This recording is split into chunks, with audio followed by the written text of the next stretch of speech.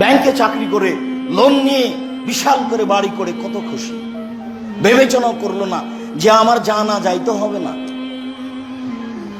না আপনার জানা যাই হবে না, লোন থাকলে জানাজা হয় না।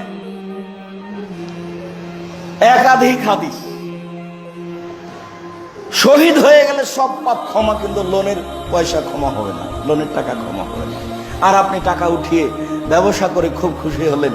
আমি তো ওইভাবে টাকা উপার্জন করতে বলিনি, আমার এটা পরামর্শ নয়।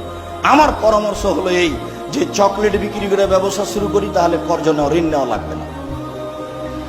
তারপরে কাপড়, তারপরে অনেক বড়, তারপরেও যদি কোন রকম দেখা যায় যে লোন না হলে আমাকে মাজলুম সাজতে হচ্ছে, তখন একটা দেখানোর জন্য আটকাতে হবে, তখন আপনি মাজলুম। কিন্তু ওই টাকা দিয়ে আপনাকে ব্যবসা করতে হবে, গাড়ি বাড়ি করতে হবে, এই হিসাব হতে পারে না কখনো। রাসূল সাল্লাল্লাহু আলাইহি সাল্লাম দিনরাত বলতেন, আল্লাহুম্মা ইন্নী আউযু বিকা মিনাল মাকসামি ওয়াল মাগরাম।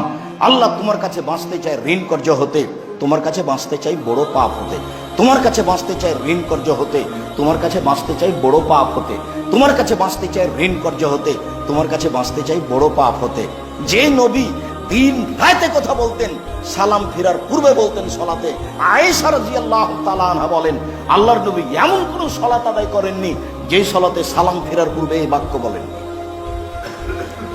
আর উনি স্বেচ্ছায় কোটি কোটি টাকার লোন নিয়ে এই কাজ করতে গেলেন। হালাল রুজি, বৈধ রুজি। আবু হুরায়রা রাদিয়াল্লাহু তাআলা আনহু বলেন, রাসূল সাল্লাল্লাহু আলাইহি ওয়াসাল্লাম বলেছেন, ইন্নাল্লাহ তাইয়্যিব, আল্লাহ হচ্ছেন পবিত্র, লা ইয়াকবালু ইল্লা তাইয়্যিবা, আল্লাহ পবিত্র ছাড়া গ্রহণ করেন না।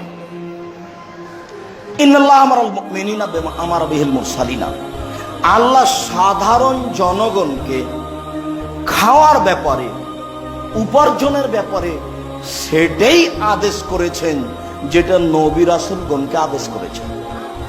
তাহলে খাওয়া উপার্জন ব্যবস্থা নবী রাসূল এবং সাধারণ জনগণের একই, সাধারণ মুমিন পুরুষ নারী একই।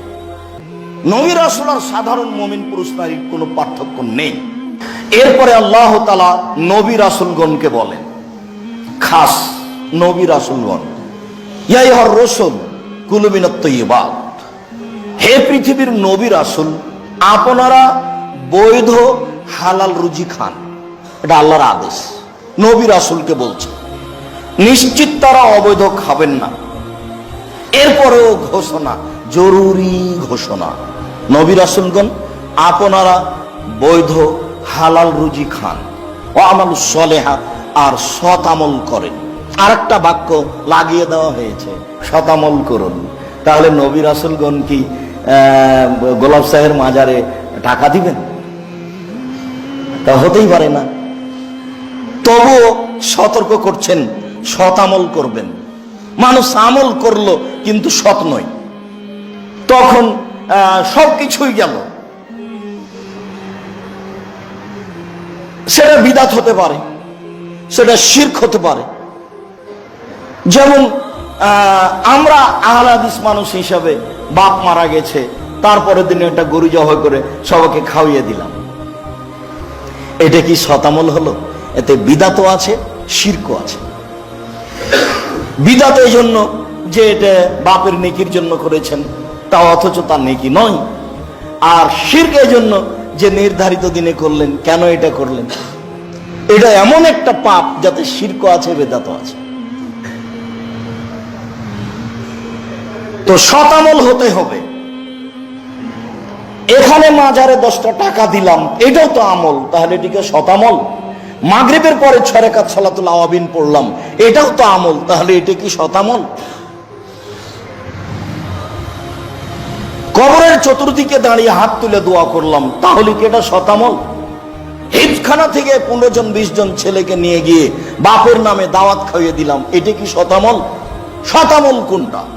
রাসূল সাল্লাল্লাহু আলাইহি সাল্লামের পক্ষ থেকে চূড়ান্ত ভাবে যেটা প্রমাণ হয়ে আছে ইবাদত হিসাবে, সেটা সৎ আমল। বাপের জন্য দান করেন, এই বাচ্চা ছেলেগুলোকে নিয়ে বাপের নামে খাওয়ালেন কেন? তো ওখানে জমিদারের ছেলে আছে, আর আপনার বাপের নামে যেটা করেছেন সেটা তো সাদকা, এটা কি করে হতে পারে? তার জন্য অবাক।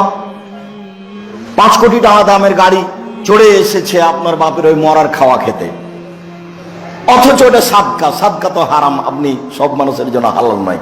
আপনি তো জানেন যে হোসেন রাদিয়াল্লাহু তাআলা আনহু সাদকার খেজুরের পাশে বসেছিল, একটা খেজুর তুলে মুখে দিয়েছেন, আল্লাহর নবী একবার লাফতে গিয়ে মুখের ভিতরে আঙ্গুল ঢুকিয়ে খেজুরটা বের করে ফেলে বলছেন, তুমি জানো না এটা সাদকা?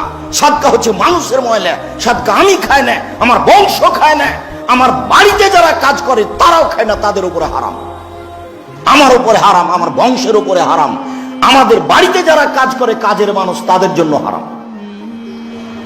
আমাদের বাড়িতে কাজ করলে তার মান বেড়ে গেছে, সে খাদ্য খেতে পাবে না, এটা মানুষের ময়লা।